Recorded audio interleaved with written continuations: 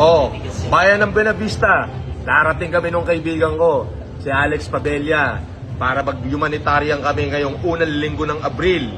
Diyan, lahat po ng malalabo ang mata sa bayan ng Buenavista. Pag sinabi kong lahat, as in lahat ng malabo ang mata, bata, matanda, may ngipin o wala, magkakaroon po ng libreng check-up sa mga mahuhusay na doktor na mga PALO. Alam niyo ho ba yung PALO? P-A-L-O, Philippine Association of Licensed Optometrists.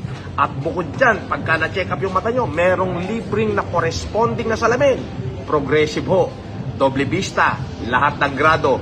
Yan ho ay, sa pag-i-initiative, binobola ako nung kaibigan ko. Kailangan to, makarating ako dyan sa Buenavista. Ni Alex Padilla at syempre, ni yung kamukha ko, si Kong Ray. Ayoko nang banggitin yung apelyido mo, Kong Ray. Baka bashing ka ni Makagago. Mga taga Buenavista ng Marinduque.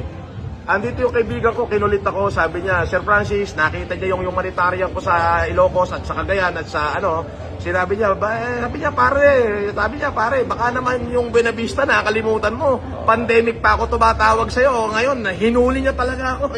Talagang hinuli niya ako. Bayan ng Buenavista, first week of April, darating po ako dyan. Okay.